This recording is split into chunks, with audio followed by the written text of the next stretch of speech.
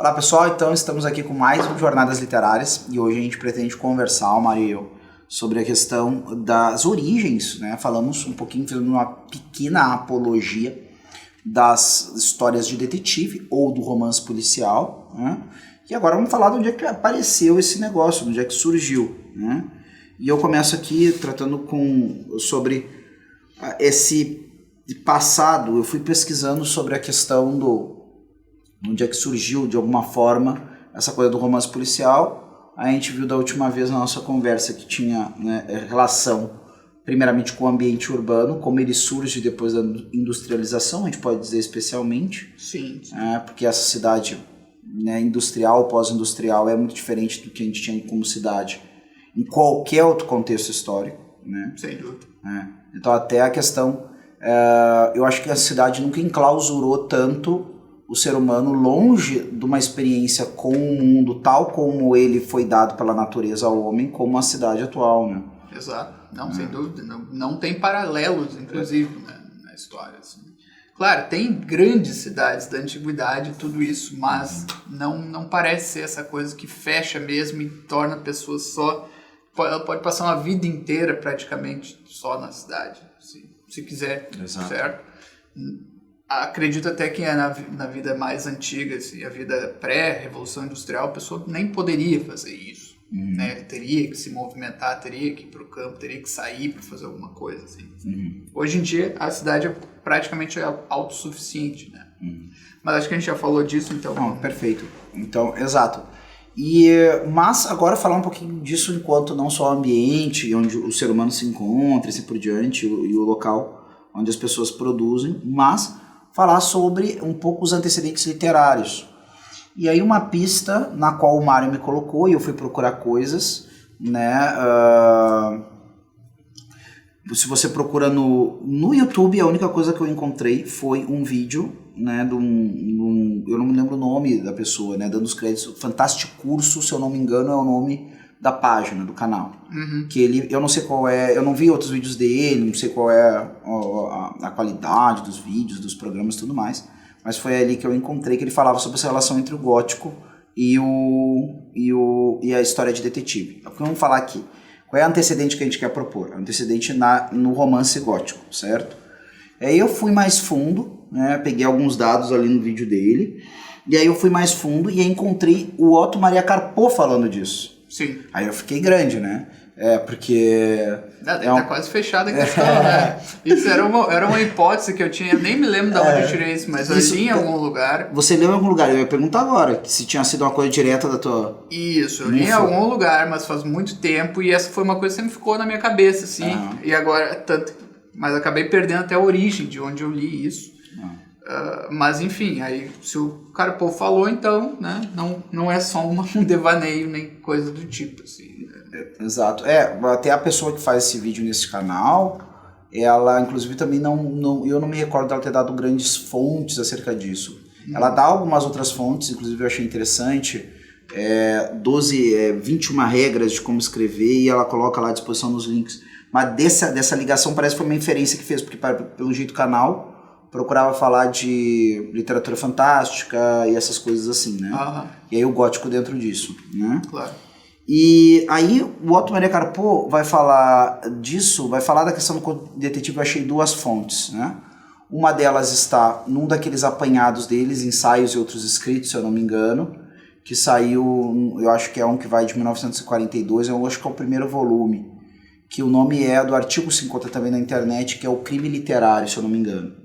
E aí ele vai procurar falar dessa questão, ele vai dizer que ele acredita que os autores, quando se fala da questão da origem do romance policial, às vezes fica um pouco restrito. Ele vai comentar daquilo que é considerado por muitos o marco, né, ou para a maioria, ou de maneira meio consagrada, o marco do início, que é os dois contos do Edgar Allan Poe, que é também um escritor de histórias de mistério, horror e por não assim por acaso. Exato, né?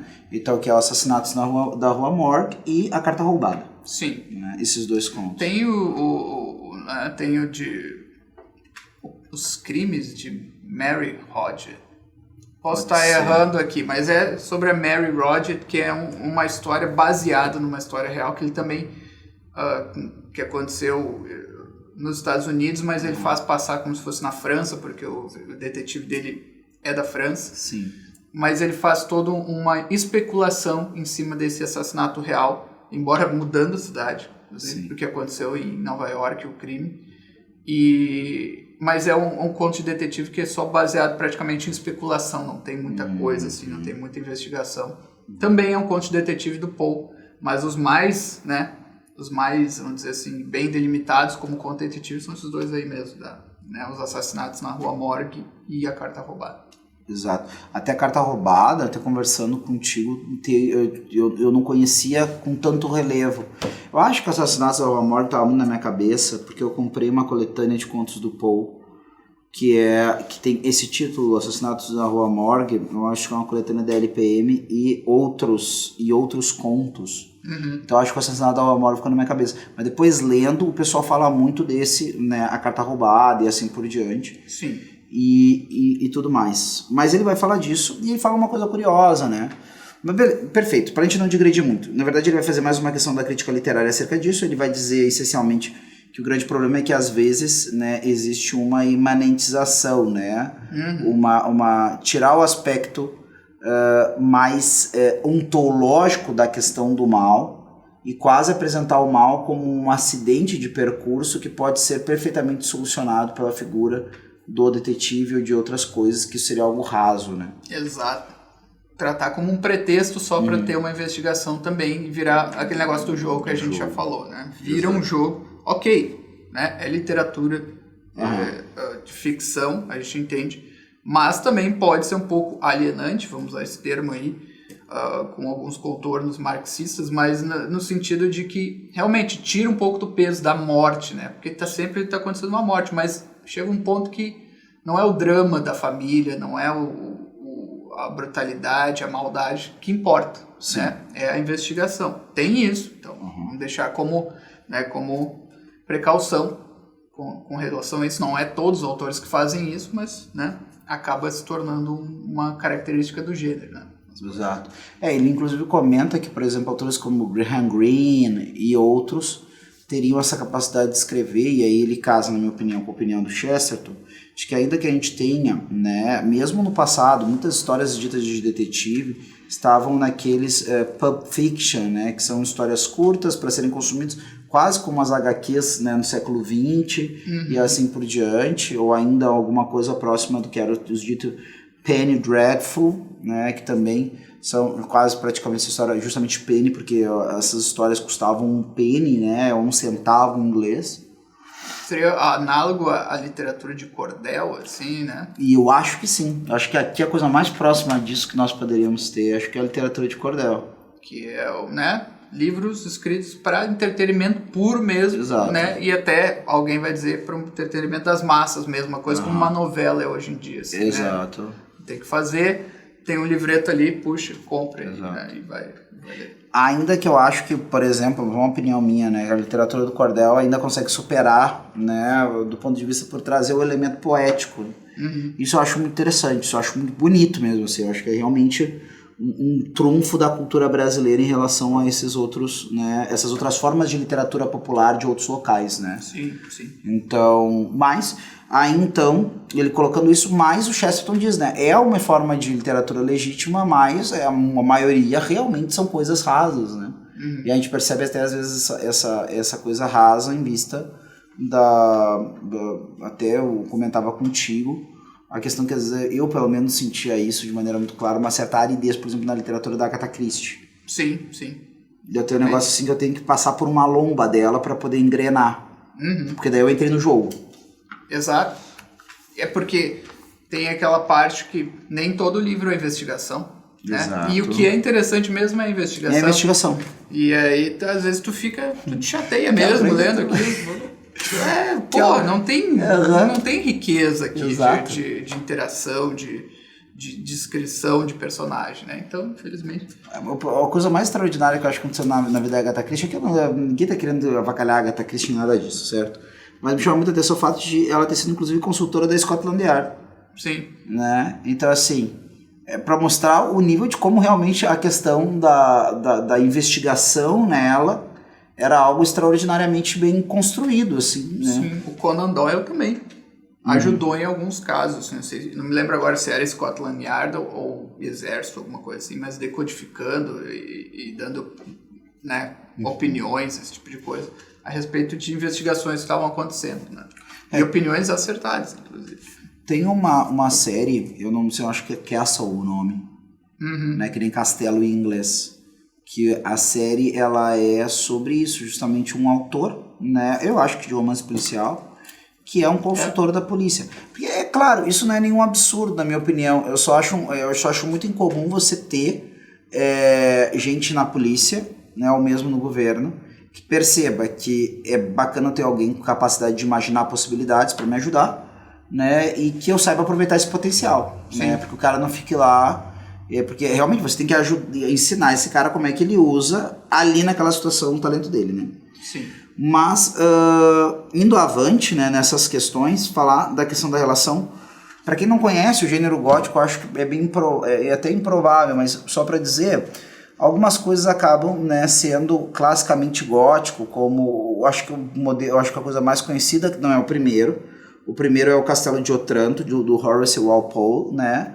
E apesar do nome italianado ou não, mas Otranto para mim me parece algo que fica como algo italiano, ele é inglês, né? Sim. Então, e é praticamente como que também, eu agora fazendo uma inferência, mas me parece uma coisa que é um pouco subproduto, não sei se é a expressão, mas é quase um subgênero dentro dessa coisa do romantismo, né? Parece que ele é não um subgênero, mas tem muitos elementos, né, relacionados. Acho que o termo é subgênero mesmo. Dentro da coisa do romantismo, acho que... e aí, o que acaba acontecendo nas histórias... e aí eu digo qual é o mais popular, na minha opinião, acho que é o livro do Drácula, do Bram Stoker. Apesar que ele é um exemplo tardio disso. Também. E o próprio... Ele é quase século XX já, o Drácula. E o próprio Frankenstein. De Mary Shelley. Que foi escrito na mesma, né, naquela famosa escapada literária lá dos poetas românticos ingleses para uma ilha lá, onde aconteceram coisas muito loucas. Muito louca. Ela, o Percy, o Byron. Eu não sei quem que mais estava nessa... Bram Stoker. Bram Stoker foi nessa aí também? Sim. Meu chapéu, o que tinha? Não, isso aí foi a loucura, o auge da loucura romântica, né? Meu Jesus. Quer dizer, também ele começou a escrever lá. Que houve? Ele começou a escrever lá a história do Drácula. E a Mary, eu não sei se ela começou a escrever lá, mas ela escreveu num período curto de tempo. É que o Shelley era casado com uma outra mulher. Exato. E aí lá que começou... que ele acaba abandonando essa primeira mulher dele. O Shelley não era brincadeira. Né? Não era não. Isso aí é muito acidentada a biografia, na minha opinião.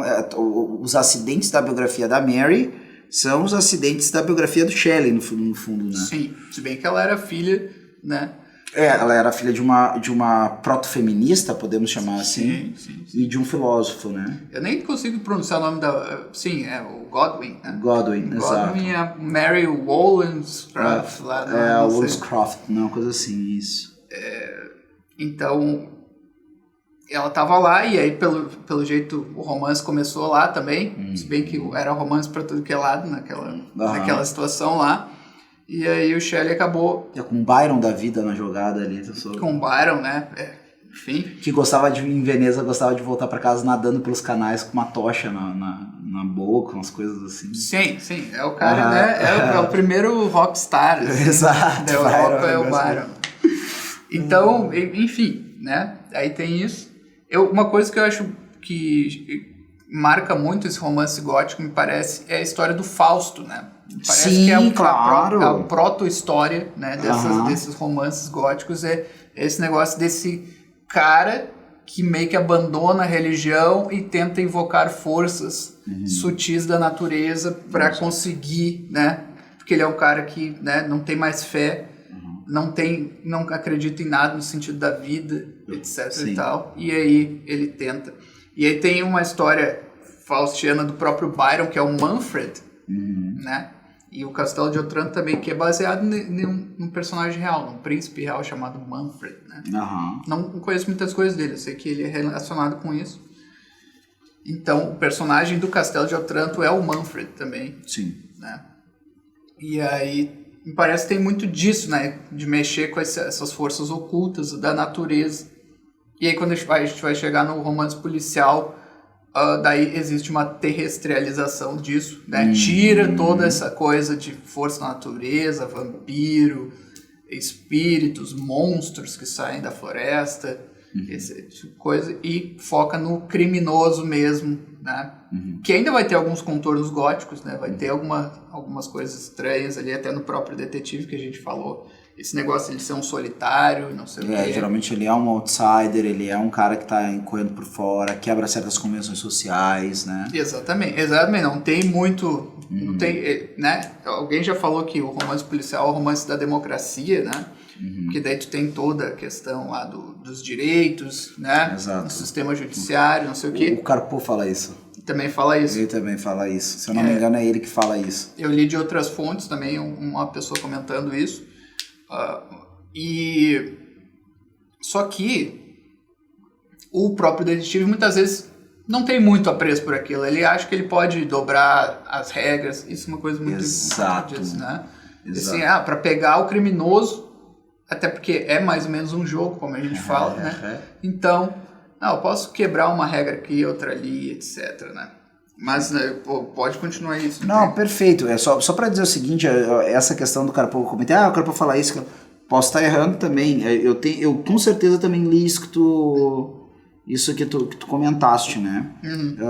E aí entra uma coisa que eu acho muito interessante, por exemplo, eu comentava com o Mário em outro momento, que é a questão de como muitas vezes a estrutura de Harry Potter é a estrutura de livro de thriller, de investigação. Sim. E isso é uma das coisas da popularidade, eu acho que com certeza. E uma coisa que tu repara é que o personagem tem muito isso. Até algumas pessoas colocam aquela paramoral, assim, né? Não, mas ele quebra as regras. E aí eu sempre tento entender se o detetive na investigação está usando de verdadeira epiqueia. E aí é que entra para falar do ponto de conexão entre o gótico, né, e a história de detetive em si, que é o quê? Que é esse fato da desordem. As histórias de detetive, na verdade, assim também como o gótico em algum grau, o problema é que nós estamos aí também em questão de opções estéticas. Também, claro. Né? Muitas vezes é só estético. Exato. Eu comentava, falando disso, já que eu comentei a questão de Harry Potter, para mim é uma opção que a Rowling fez, a estética, né, de um misticismo, de um esoterismo renascentista. Mas aquela história ia funcionar com um menino que fosse muito pobre e virasse um aristocrata, fosse estudar em Eton, ou então um menino que saísse da Terra e fosse para um planeta como o planeta do super-homem, com uma super tecnologia e não sei o que mais. Né? Quer dizer, essa fórmula funciona em vários lugares, então é uma questão de uma opção estética. Mas tanto numa como a outra, eu tenho essa questão do mundo em ordem, que é desordenado, né, por uma erupção de algo que deseja desmantelar, né, o curso natural das coisas. Só que no caso do gótico é o sobrenatural, é o vampiro, é o fantasma. Inclusive o pacto com o demônio. O pacto com o demônio, que é o contra a natureza. Nós somos feitos para ir pro céu, para Deus, bababá. Que aliás o Fausto primeiro invoca forças sutis da natureza, depois ele faz um pacto, né? Então... Primeiro o preâmbulo da magia ou da alquimia, eu não me lembro o que o Fausto trabalha. Porque nós temos... É magia, mas também ele lê alquimia na segunda... As ditas ciências malditas, né? Astrologia, isso. Alquimia e magia. Né? Ele tá lidando com isso, mas ele fala de filosofia, fala de tudo. Ele diz, eu li de tudo aqui e não encontrei. Né? Não encontrei alguma coisa que me desse sentido, né, pra minha vida. Porque a gente tem 3 contos, né? Pelo menos a gente tem mais... Até o próprio depois essa questão do... Já vai me ocorrer. Mas nós temos o conto originário do medieval. Nós temos o Fausto do Goethe e nós temos depois ainda o Dr. Fausto do Mano. Sim. Né, que no caso o personagem que tem o papel fáustico não se chama Fausto, né, no romance do Mano. E até ficou consagrado depois na história da literatura a questão do pacto fáustico, né? Exatamente. Então, sempre quando tem alguma coisa desse sentido e tudo mais. Então é isso, eu tenho essa desordem que entra na realidade, né, e o herói né, que vai ter essas características românticas até mesmo dentro do conto gótico. Ou então, o detetive, geralmente ele vai ser o detetive, ele se encontra nessa perplexidade, tem que resolver o mistério, e eu vou chamá-lo até segunda ordem de detetive ali, ele vai agir daquela maneira, só que eu acho que para ajudar a suspensão da incredulidade, geralmente nos contos o cara tenta dar uma roupagem já pregressa, né? Detetivesca para aquele cara. Eu acho muito curioso que o Padre Brown, de alguma forma, isso se faz e não se faz, né? A grande experiência detetivesca do Padre Brown é o confessionário, né? Sim, exatamente. Na verdade, a investigação do caso é a investigação da alma humana através do pretexto daquele mistério, né? Exatamente. Eu acho que é a grande sacada do Chesterton. É aquele primeiro conto, né, que é o da Cruz Azul. Cruz Azul, exato. Que abre a inocência do Padre Brown, né? Isso, o primeiro conto, pra mim, um dos melhores até. E ali no final, ele, assim, ele começa a citar, né, o Flambeau ali, diz, né, já foi desvendado tudo. E aí o Padre Brown começa a jogar na cara dele, mas tu já ouviu falar desse troço aqui, que é tipos de esquema, né, de fraudulentos que o Flambeau nunca tinha ouvido falar. E o Padre Brown ouviu falar porque ele é um confessor, né? Exato. E é um monte de nome que o Chesterton inventa, não é coisa que existiu, né? Ele só colocou ali, né, como se fosse coisas ainda piores que o que o Flambeau fazia e tal. E aí, para fechar essa questão da relação entre uma coisa e outra, vale a pena só a gente enxergar, né, a cronologia de onde é que surge, né, por exemplo, os assassinatos da Rua Morgue, que eu acho que isso aí é interessante, né? Sim. Então, os assassinatos da Rua Morgue, em específico, vão surgir dentro desse período mais ou menos de 1841, exatamente. Depois, na sequência desses contos, nós vamos ter da década de 80 para frente, né, o surgimento de Sherlock Holmes em 1887, o Médico Monstro do Stevenson em 86. Nós vamos ter o Retrato de Dorian Gray, que também em algum grau vai trazer um pacto fáustico, né, em 91. Total. A gente vai ter e vai começar o processo dos assassinatos em Whitechapel, né, por parte do Jack the Ripper, o Jack Estripador, em 1888. Então nós temos depois esse preâmbulo, nós temos a literatura gótica, nós temos o preâmbulo nós temos esses contos do Poe, né? Nós vamos ter depois o desenvolvimento, porque esse que é o problema, nós vamos ver Londres se encontrando, né, no seu auge e ao mesmo tempo num dos momentos mais complicados. A própria Scotland Yard vai surgir dentro desse contexto. Sim. Né? Sim. Por causa desses, a partir de agremiações populares para tentar, né, evitar os problemas com questão de criminalidade. Então, na verdade, a gente vê que existe uma efervescência, também do ponto de vista científico, né? Sim. Ou seja, o cientificismo está com tudo no século XIX. Exato. Então, na verdade, o cientificismo, vou dizer aqui, eu acredito que acho que não deve haver muita polêmica por isso, não estou falando contra a ciência, mas contra a ideia da ciência como dogma, né, que é o que eu estou chamando aqui de cientificismo, vai tomar o lugar das superstições que geraram, né, os contos góticos. Exatamente, vai surgir até a ideia de erradicar o crime a partir de certas manipulações científicas, né? Exatamente. Fisiológicas mesmo e tal. A própria questão do Dr. Frankenstein, né? O Dr. Frankenstein, na verdade, ele se reveste de elementos, né, do mago, né, do bruxo. Sim, né? Aquilo ali não é ciência que ele está fazendo, aquilo que ele está fazendo é bruxaria. É necromancia. Necromancia. Só que ao invés de botar uma roupagem, né, de um esoterismo medieval ou renascentista, eu coloco dele uma roupagem, né, de um certo aparato tecnológico do século XIX, né? Sim. Com umas teorias meio malucas ali na jogada. Então, na verdade... E o Frankenstein é o doutor, não é o monstro. Não é o monstro, exato. Frankenstein é o doutor, exatamente, né? Sempre tem que fazer essa piada. E o monstro é complicado, o monstro não tem nem nome, na verdade, né? Sim. De alguma forma, até interessante porque eu acho que o que aconteceu era um pouco a intenção da Mary, que era, né, realmente que esse monstro, de alguma forma, fosse roubando a personalidade, a vida e a biografia do seu criador. Né? De alguma forma, com a história do monstro que mata o... Bom, assim vai. Bom, aí, só para entender esse quadro de transição, a gente tem, na verdade, uma estrutura de certos símbolos permanentes. Sim. Que tem uma roupagem estética que transita, mas, na verdade, eu estou diante dos mesmos símbolos. Exatamente. Então... Isso. Até só lembrando, né, o símbolo... fica bem claro no caso do Frankenstein que o subtítulo é o novo Prometeu. O novo Prometeu, exatamente. Né? Esse mito de Prometeu é muito forte. Ali o Shelley tem uma peça, né? Prometeu solto, libertado, uma coisa assim. O Prometeu libertado, eu acho que sim. Até só para um único detalhe que me ocorre agora também, a esposa do Shelley, a primeira esposa dele, se suicidou. Sim. Né? Isso é uma coisa que coloca assim, e foi justamente nesse período entre o suicídio dela e uma série de outros problemas, a irmã da Mary morre também, não me lembro se esse suicídio é dentro desse quadro todo que ela, e todas as conturbações da relação com o Shelley, que é um cara também complicado e tudo mais, por diversos motivos, ela vai escrever o Frankenstein, mas digressões à parte. Não, e o Shelley morre de forma eu não sei estranha. Como é que o Shelley morre. Ele sai pra velejar no mar e de repente ele reaparece afogado, né? Meu Deus do céu, foi morto por... Enfim. Aí tá uma história de detetive. Exatamente. E aí, bom...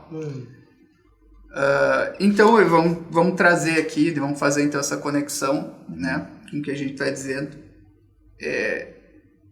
Com referência, eu falei do Vidcock, personagem real, né, no último episódio, vamos falar um pouco mais dele agora, mas antes até de aparecer o Vidcock na questão da Surrette, não sei se é assim que se diz. Eu particularmente, eu não sei nem o que é a Surrette. É a polícia, né? Scotland Yard de Paris, exatamente. Que é anterior, né? Inclusive, porque ele é ali de 1900 e começo do século XIX. Mas antes disso tem o E.T.A. Hoffmann. Você já deve ter ouvido falar. Tem vários. Ele também ele é tipo um Poe alemão, com contos, né? Contos que levam em conta esse folclore, histórias fantásticas, etc. E ele tem um que é chamado Mademoiselle de Scudéry, que é uma história que se passa em Paris também. E também eu acho que o Carpo cita. Mais uma pro Carpo. Provavelmente, porque esse é um dos que também é considerado o primeiro romance policial. Exato. Não é bem um romance, eu li justamente para ver isso, se era mesmo, como é que era. Não é bem um romance policial, tem uma pequena investigação ali, mas não falta muito dos elementos, né? Quem vai trazer os elementos é o Poe, não adianta. Né? Elementos que estão até hoje aí. Mas tem um mistério ali, certo? Tem coisas estranhas acontecendo, depois não vou entrar no plot da história, mas é uma história que, né, de um escritor que era escritor fantástico, é uma história sem nada de fantástico, e que envolve uma investigação, assassinato, morte, né? E, enfim, então é um marco ali, né? E ali eu acho que tu já vê também essa transição do fantástico, do gótico para uma coisa mais terrestre, né? E aí aparece esse cara, esse Eugène François Vidcock, né? O personagem que era um ladrão, né? O cara que trabalhou inclusive em circo, né? Esse negócio pessoal de circo que tem habilidade de várias coisas, às vezes é ladrão, às vezes tem, né? Uma vida um pouco estranha, assim, tá sempre se movimentando, tá sempre a questão do saltimbanco, esse tipo de coisa, né?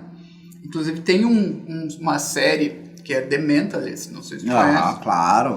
Né, que o personagem também ali... Me chama muita atenção a maneira de vestir do cara. Sim. Que eu gosto muito. Ele tá muito elegante, mas ao mesmo tempo meio desleixado. Usa colete, mas não usa gravata. Pois é, ele é um cara que também tem um passado desse, assim. Ele era do filho de um cara do circo e tal, que aprendeu a ler as pessoas, né? Porque daí o negócio dele é ler e tal, e manipular as pessoas através de uma espécie de programação neurolinguística. Isso, exatamente. Um negócio assim, hipnose, ele hipnotiza as pessoas. É um seriado bem legal, que eu gosto, assim.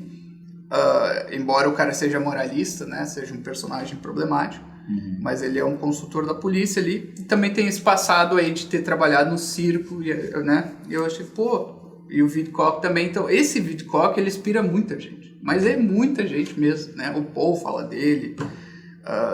O segundo cara que tá na minha lista, que é o Émile Gaboriau, também é um francês que escreveu algumas coisas de policial na esteira do Paul, né? O investigador dele é o Lecoq, né? Não é o Vidcock, é o Lecoq, né? Então também inspirado. Vai ter no Balzac personagens inspirados nesse Vidcock, vai ter no Alexandre Dumas, vários, Victor Hugo, né? É um cara que inspirou muita gente. Hoje em dia ele não é tão conhecido, né? Não se fala muito, só quem vai investigar mais a fundo isso, né? Então ele é um cara que era ladrão, faz um pacto com o pessoal da polícia para livrar ele das acusações e começa a trabalhar para a polícia. E ele, supostamente, né? Porque tudo baseado na biografia dele, não tem muitas fontes que comprovam ou não comprovam, tem muita coisa bastante exaltada ali, bastante, né? Escreveram a biografia dele ou ele escreveu uma autobiografia? Ele escreveu, é uma autobiografia. Uma autobiografia. E aí lá ele diz que ele prendeu 20 mil pessoas, né? Faz afirmações bastante extravagantes, assim. Mas se diz que ele introduziu um negócio de disfarce, de infiltração, né? O policial que se infiltra, né, num lugar de bandido, todo esse tipo de coisa é ele que trouxe, né? Não era uma coisa que existia ainda naquela época, esse negócio da polícia, a gente até discute, né? Porque começa a ser necessário quando começam a crescer as cidades, etc. Né? Exato. A democracia, o negócio do sistema jurídico se torna uma coisa mais palpável, né? Etc. Então tem o Gaboriau, que segue na esteira do Paul. O Paul critica um pouco, né? Faz né, o personagem dele, o Dupin, critica um pouco o Vidcock e tal. É aquele negócio, naquele mesmo espírito, né? Aquele que vem depois começa a tecer algumas críticas e tal, né? Mas é uma brincadeira literária e tal. O próprio Sherlock Holmes vai falar um pouco mal dos detetives literários anteriores, né? Mas enfim, tem isso aí, né? O que a gente pode falar, né? Assim, qual é a fórmula? É a fórmula que o Paul trouxe. É aquele negócio, o que a gente já falou, o investigador, que é um cara solitário, né? Não tem família, geralmente, né? E é um diletante, uma coisa interessante que é o do investigador diletante, ele não é parte da polícia, né? E depois até o Hitchcock faz uma piada no filme dele, Diz que M para Matar, você já viu esse? Diz que M para Matar, não. Não viu esse filme? Gente, eu tenho assim, uma lacuna em Hitchcock na minha vida, assim, que é um negócio quase indesculpável. Não, esse filme é muito bom, ele é uma investigação também, se bem que a gente sabe quem é assassino, o que aconteceu, mas chega um policial e daí no final ele faz uma piada, assim, pelo amor de Deus, nos livros dos investigadores amadores, né? E aí... Mas é assim que começa, né, esse negócio de investigação. Então tem o Watson, que no Paul é um narrador anônimo, né, mas é um amigo dele que não consegue acompanhar o ritmo do raciocínio dele, então é para representar o próprio leitor, né, esse narrador anônimo, que é o leitor que vai acabar sendo, né, surpreendido pela revelação final. Então todo esse arcabouço o Paul que traz, e depois ele continua, passa pro Sherlock Holmes, passa para Agatha Christie, né? Nem todos vão trazer isso, mas curiosamente os principais praticamente trazem esse negócio de ter o narrador e o cara que acompanha e é o biógrafo dele, né, etc e tal. É ele mesmo que vai escrever a história, né? Que é muito próximo do cara. Se bem que no Paul, o Paul claramente é o Dupin, porque ele era um cara que gostava muito de matemática e raciocínio. Ele mesmo propunha no jornal onde ele escrevia lá, né, mistérios, assim, né? Tente decifrar essa carta aqui e tal. Daí colocava um código lá, escrevia, né, com várias letras embaralhadas ali, a pessoa tinha que descobrir o que estava escrito e tal. Ele gostava muito desse negócio de né, conundrum, se fala em inglês, não sei qual é a palavra em português. E, enfim, né? Então, depois do Paul tem esse Gaboriau, Tem o Wilkie Collins, vocês conhecem. O Wilkie Collins, claro. The Moonstone. The Moonstone, sim. Pedra da Lua. Exato, que é antes ainda do Conan Doyle. Não sei se tem uma tradução para esse nome em português, The Moonstone. The Moonstone. Da Pedra da Lua. Né? Pedra da Lua. Moonstone, eu acho que não. E Moonstone não é que a pedra veio da Lua, tá? Não. Que ela é um tipo de mineral que foi batizado assim, né? Um tipo de pedra, né? Sim. Então, porque daí a gente fala assim, The Moonstone, aí alguém que nos escuta, não, foi sobre o roubo de um meteorito que não sei o que. Não. É uma pérola que vem da Índia. Isso, não é pra... E é um romance policial, por muitas pessoas considerado um dos melhores, mas ele é longuíssimo, né? Ele tem 900 páginas, uma coisa assim. Isso. Porque ainda ali não tinha bem, né? Apesar de ter já ter várias pessoas escrevendo sobre... Ele quer escrever mesmo um romance. Ele quer escrever um romance. Exato. E quer usar essa nova, né? Esse novo dispositivo literário que é a investigação. Então tem uma investigação bastante, né? Mas ele cria todo um romance com um universo bem grande, personagens bem, né? Um drama bem elaborado, personagens bem descritos, esse tipo de coisa. Coisa que depois acaba se perdendo um pouco, né? E aí depois disso vem o Sherlock Holmes, né? Vem o Conan Doyle, que é um grande fenômeno, baseado num médico que ele conheceu na faculdade, né? O Conan Doyle era médico por profissão. E aí tinha um médico que, fazendo análise de cadáveres, né, na faculdade, acho que era Oxford, posso estar enganado, ele fazia várias inferências muito parecido com o Sherlock Holmes depois, né? Então ele dizia, que esse cara morreu aqui, mas ele tinha um problema de alcoolismo por tal e tal coisa que eu tô vendo nele aqui, etc e tal. Né? Era um anatomista, assim. Isso.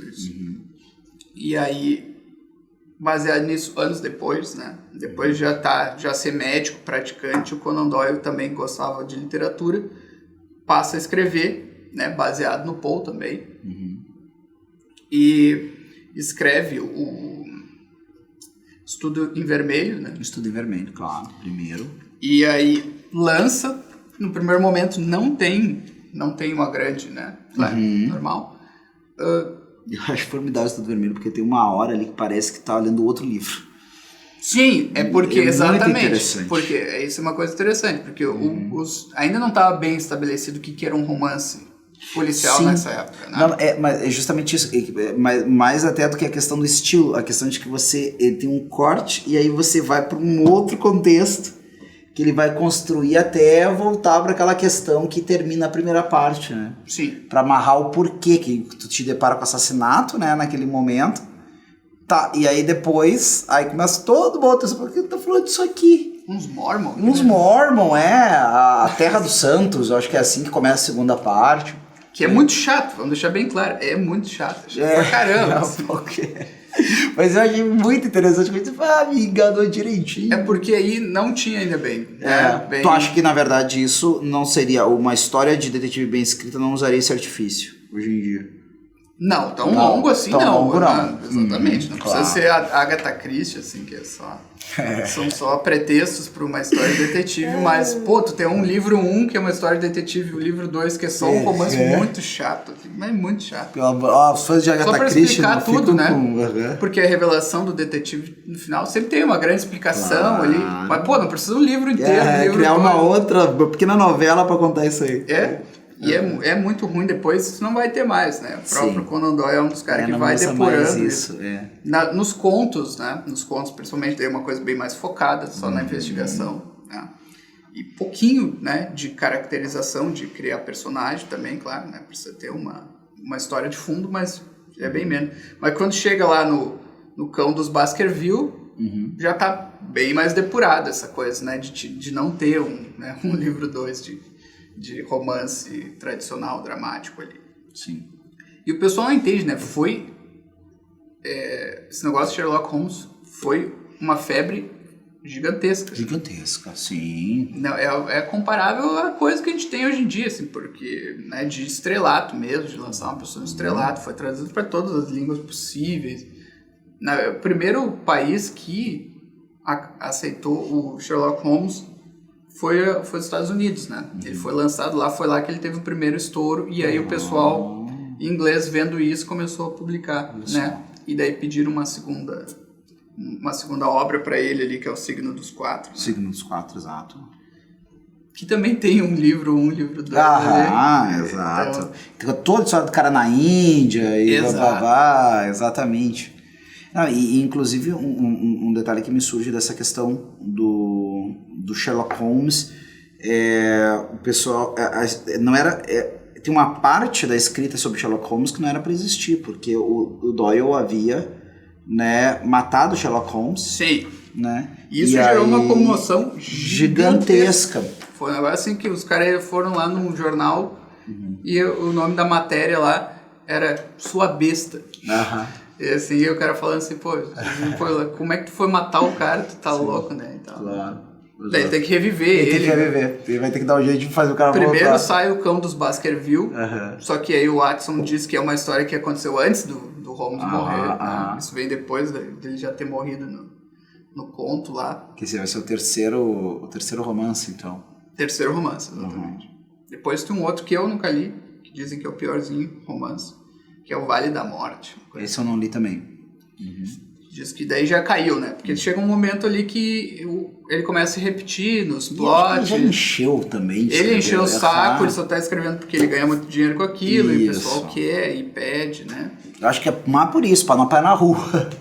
Exatamente. Não, ele poderia realmente apanhar na rua por causa disso, né? Então... E aí, bom, é um divisor de águas ali, né? Depois, não tem um grande fenômeno, tem vários escritores aí, vira mania mesmo, né? Tem o Chesterton não tem, né? Por mais que ele tenha feito alguma fama na época, né? Com o Padre Brown, não chega nem perto do Sherlock Holmes como fenômeno, né? Pois ali nós temos, tem outros escritores, a Agatha Christie começa em 1920, né? O Conan Doyle vive até 30 e poucos ali, mas ele não lembro quando é que foi o último livro do Sherlock Holmes. Acho que ele estava publicando ainda quando começa a Agatha Christie, né? Que segue esse mesmo modelo. Hoje em dia, ela ainda é a autora mais vendida no mundo. Tinha um negócio assim... Ela era mais vendida no mundo, só perdia pra Bíblia e pra mais alguma coisa. Talvez pro Paulo Coelho. Talvez, mas que o Paulo Coelho é o alquimista, né? Ele descobriu ele cheio. Exatamente, ele conseguiu transformar alguma coisa em ouro, né? Não sei. Literalmente, né? Exato. Mas, então, temos a Agatha Christie, que talvez seja um fenômeno, não sei se igual, né? Porque ela lança muito mais livros e tal, muito mais prolífera. Então... e talvez muito mais prolixa. Muito mais prolixa, sem dúvida, né? E sem medo de ficar se repetindo. Ela se cansa também, em dado momento, do Poirot, né? Lança vários outros detetives que... Miss Marple e assim por diante. Exato. Essas histórias bem mais, né? Bem mais chatinhas, assim, embora, né, tenha alguma coisa que vale a pena ali. E nós temos a Sawyers, né? Dorothy Sawyers, também, grande escritora, que ela escreve na terceira pessoa, né? Ela não é, não sei se já leu alguma coisa dela. Não, tive dois livros. Comendo muito boa, autora católica mesmo, né? Sim, tem uma história de conversão bonita e tudo. E trouxe o negócio das artes liberais também, tem o famoso livreto dela, né? Sobre as artes perdidas lá, né? As ferramentas da educação perdida. Eu acho que é isso, exato. Eu ouvi um comentário sobre isso. Ela que traz de novo essa questão das artes liberais e tudo. E ela tem o detetive dela, é em terceira pessoa, ela não usa tanto os clichês do gênero, assim, né? Muito boa escritora. E pra gente terminar, então, enfim, essa nossa visão aqui histórica, nós temos os romances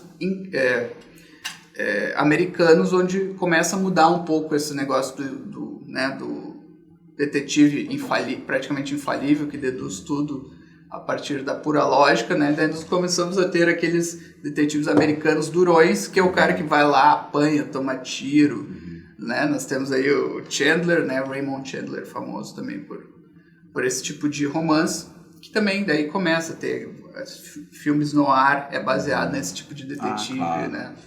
Um conhecido Chinatown, por exemplo, né? baseado nesse tipo de detetive. E, bom, né, vamos parar por aqui. Acontece muita coisa até lá, o cinema toma conta desse negócio de detetive, com thrillers, com não sei o que, né, esse tipo de coisa. Mas acho que a gente fica por aqui. A partir daí do próximo episódio a gente já começa a ver alguns autores, então, especificamente. Perfeito. Então, pessoal, aguardamos você para o nosso próximo episódio. Vamos começar a confrontar autores entre si e falar um pouco das possibilidades, dos limites deles em relação a cada um. Continue nos acompanhando no Jornadas Literárias. Até lá.